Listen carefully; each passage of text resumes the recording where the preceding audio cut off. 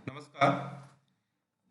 आज हम online classes के अंदर भारत छोड़ो आंदोलन के महत्व और परिणाम के ऊपर चर्चा करेंगे। इससे पहले वाली क्लास में हमने भारत छोड़ो आंदोलन की पृष्ठभूमि के ऊपर चर्चा की। आज हम इसके महत्व और परिणाम के संदर्भ के ऊपर आपसे चर्चा करेंगे। 1942 ईस्वी का भारत छोड़ो आंदोलन स्वाधीनता प्राप्ति की दिशा में एक महान कदम माना जा सकता है। यह आंदोलन कोई साधारण नहीं था, अपितु स्वतंत्रता प्राप्ति के लिए एक महान आंदोलन था। सरकार को इस काल में दंड के रूप में 25 करोड़ रुपए की आमदनी हुई। इससे स्पष्ट भी होता है कि एक व्यापक जन असंतोष था जो गुलामी की जंजीरों को तोड़ना चाहता था। अगर इसके महत्व और परिणामों की दृष्टि से अगर हम देखें तो सबसे पहले आता है भारत में राजनीतिक जागृति का उदय। इस आंदोलन का एक महान उद्देश्य था कि जनता में जागृति उत्पन्न करना और विदेशी ब्रिटिश शासन के विरुद्ध मुकाबला करने की भावनाओं को उत्पन्न करना। आंदोलन इस उद्देश्य को प्राप्त करने में बहुत हद तक सफल रहा है। सरदार पटेल के अगर शब्दों में अब अगर हम कहें तो भारत में ब्रिटिश राज के इतिहास में ऐसा विलय पहले कभी नहीं हुआ था जैसा कि 1942 में हुआ था। लोगों ने इस आंदोलन के दौरान जो प्रतिक्रिया दी है, हमें उस पर गर्व है। इस आंदोलन यह एक जन आंदोलन था। भारत छोड़ो आंदोलन को सही और सच्चे अर्थों के अंदर ब्रिटिश साम्राज्यवाद के विरुद्ध एक ऐसा आंदोलन माना जा सकता है जिसमें बहुसंख्यक वर्गों ने भाग लिया। इस रूप में यह एक जन आंदोलन के रूप में इसे माना जा सकता है। किसी भी राजनीतिक दल के नेतृत्व के अभाव में जनता ने स्वयं अपना नेतृत्व संभाला। जब 9 अगस्त की 1942 को देश के सबसे बड़े बड़े जो कांग्रेस के नेता थे जब गिरफ्तार हो गए तो यह आंदोलन नेतृत्व विहीन हो गया। ऐसी दशा के अंदर जनता ने स्वयं अपना नेतृत्व जो है संभाला। इस आंदोलन ने यह भी स्पष्ट कर दिया कि भारतवासी अंग्रेजों की गुलामी से मुक्ति प्राप्त करने के लिए निरंतर कटिबद्ध है। इस दौरान कुछ क्रांतिकारी गतिविधियों को भी प्रोत्साहन मिला। सुभाष चंद्र बोस के द्वारा इस समय आजाद हिंद फौज का गठन किया गया और इस फौज के माध्यम से भारत को स्वतंत्र कराने के प्रयास किए गए।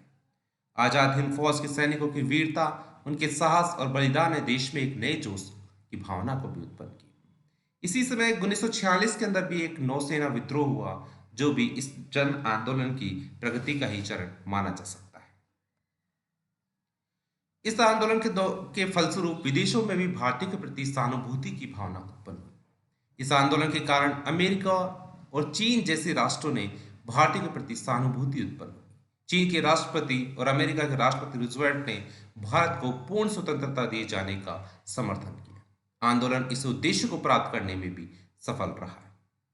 चीन के राष्ट्रपति चियांग काई शेक ने अमेरिका के राष्ट्रपति को लिखे गए पत्र में लिखा था कि अंग्रेजों के लिए सबसे श्रेष्ठ नीति यही है कि वे भारत को पूर्ण स्वतंत्रता प्रदान करें। इसी प्रकार का एक दृष्टिकोण अमेरिकी राष्ट्रपति का भी रहा। अगर इस आंदोलन का जहां राजनीतिक प्रभाव देखने को मिलता है, वहीं गांधी जी के विचार का एक व्यवहारिक रूप भी इस आंदोलन के दौरान हमें देखने को मिलता है। सबसे पहले गांधी जी के अहिंसा और सत्याग्रह की नीति का इस आंदोलन के दौरान बहुत ही प्रचार और प्रसार हुआ है।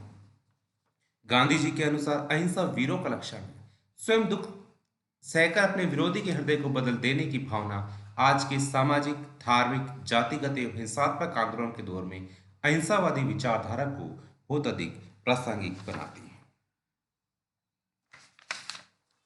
यही कारण है कि संयुक्त राष्ट्र संघ ने भी विश्व परिदृश्य पर हिंसात्मक आंदोलन के समाधान के रूप में गांधी जी के अहिंसात्मक आंदोलनों के आदर्शों को प्रसारित करने के लिए प्रतिवर्ष 2 अक्टूबर को विश्व अहिंसा दिवस के रूप में मनाने का निश्चय किया।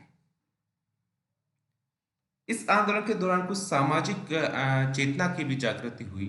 जैसा कि गांधी जी के विचारों के दृष्टिकोण से अगर हम देखें तो गांधी जी ने अनेक राजनीतिक आंदोलनों के साथ साथ समाज सुधार से संबंधित रंगभेद, नस्लवाद, जातिवाद, संप्रदायवाद आदि कुरीतियों के उन्मूलन के लिए भी अनेक आंदोलन चलाए। गांधी जी का समाज दर्शन संपूर्ण मानवता के कल्याण का मार्ग भी प्रशस्त करता है। धर्म, नैतिकता, मानव मूल्यों सहित वसुधैव कुटुंबकम की भावना से प्रेरित उनके ये विचार इस आंदोलन के दौरान कि पर दुखे उपकार करे तो ही मन अभिमान ने आने रही ने संपूर्ण विश्व को। भारत छोड़ो आंदोलन के दौरान कुछ रचनात्मक कार्यक्रम भी गांधी जी के देखने को मिले, जिसमें स्वदेशी को प्रोत्साहन एक बहुत महत्वपूर्ण कार्यक्रम था स्वदेशी वाला। कि भारत छोड़ो आंदोलन के दौरान स्वदेशी वस्तुओं को प्रोत्साहित किया गया और व्यापक स्तर पर विदेशी वस्तुओं का बहिष्कार किया गया। इस दौरान स्वदेशी मॉडल पर आधारित विकेंद्रीकृत ग्राम स्वराज की अर्थव्यवस्था की वकालत गांधी जी के द्वारा की गई। गांधी जी का मानना था कि भारत की आत्मा गांवों में निवास करती है। भारत की खुशहाली के लिए गांवों को आत्मनिर्भर होना होगा और स्वावलंबी बनना होगा, जिसके लिए उन्होंने ग्रामीण स्वराज, औद्योगिक विकेंद्रीकरण और सर्वोदय की धारणा का प्रतिपादन किया और उन्होंने ग्राम स्तर पर ही स्वदेशी लघु एवं कुटीर उद्योगों की स्थापना की और कौशल विकास कार्यक्रमों पर बल दिया। उदाहरण स्वरूप भारत छोड़ो आंदोलन के दौरान ही आंध्र रियासत ने गांधी जी के इन्हीं प्रतिमानों पर आधारित संविधान मॉडल को अपनाकर इसे लागू किया गया। इस दौरान कुछ भारत छोड़ो आंदोलन के दौरान महिलाओं ने न केवल आंदोलन में हिस्सा लिया, बल्कि एक अवसर पड़ने पर जन आंदोलन का भी नेतृत्व किया। इस प्रकार एक महिला सशक्तिकरण की एक मजबूत पहल इस आंदोलन के दौरान देखने को मिलती है। जब 9 अगस्त को अधिकांश बड़े नेता गिरफ्तार हो गए, तब अरुणा आसफ अली, ऊषा मेहता, सरोजनी नायडू, सुचेता कृपलानी आदि महिलाओं ने आंदोलन को सक्रिय रखने में एक महत्वपूर्ण भूमिका निभाई। यह महिला सशक्तिकरण के उदाहरण हैं जो इस आंदोलन के दौरान हमें देखने को मिलते हैं। महात्मा गांधी जी ने इसी इस ग्राम स्वराज मॉडल से के अंदर ही स्वच्छता की महत्ता को भी समझा। इस दौरान गांधी जी ने स्वच्छता की महत्ता को विशेष रूप से बल दिया और कहा कि जहां स्वच्छता वहां प्रभुता। उनके इन्हीं विचारों का परिणाम है कि उनके इन्हीं विचारों को ध्यान में रखकर भारत सरकार के द्वारा भी वर्ष 2015 में स्वच्छ भारत मिशन योजना जो है प्रारंभ की गई है। विश्व इस आंदोलन ने विश्व राजनीति को भी एक अलग कह सकते हैं कि बहुत बड़ी देन दी है। महात्मा गांधी जी के विचारों का जो प्रभाव है संपूर्ण विश्व के अंदर रहा है। तो द्वितीय विश्व युद्ध के दौरान और भारत में जन आंदोलन की प्रगति के समय जब अमेरिका के ऊपर जापान ने बम गिरा दिए थे, तब अमेरिका ने जब जापान के ऊपर बम गिरा दिए थे, तब गांधी जी ने समकालीन अंतर्राष्ट्रीय राजनीतिक व्यवस्था में बढ़ रही परमाणु अस्त्रों की होड़ को संपूर्ण मानवता के लिए चिंता का विषय बताया और स्वैच्छिक निशस्त्रीकरण की अपील की थी। उन्होंने कहा था कि मैं स्त्री पुरुषों और बच्चों के सर्वनाश के लिए अणुबम के इस्तेमाल को विज्ञान का सबसे क्रूर उपयोग मानता हूं। 6 मई 1944 को महात्मा गांधी जी को जेल से रिहा कर दिया गया। इस समय यह आंदोलन अपने अंतिम चरण में था। भारत छोड़ो आंदोलन ने भारत की आजादी की पृष्ठभूमि को तैयार किया। इसने देश में एक राजनीतिक जागृति को भी उत्पन्न किया। इन्हीं प्रयासों से सुभाष चंद्र बोस ने आजाद हिंद फौज का गठन किया एवं उसका संचालन किया। 1946 में जल विद्रोह हुआ और इन सभी सम्मिलित प्रयासों ने ही ब्रिटिश साम्राज्य की जड़ों को हिला दिया।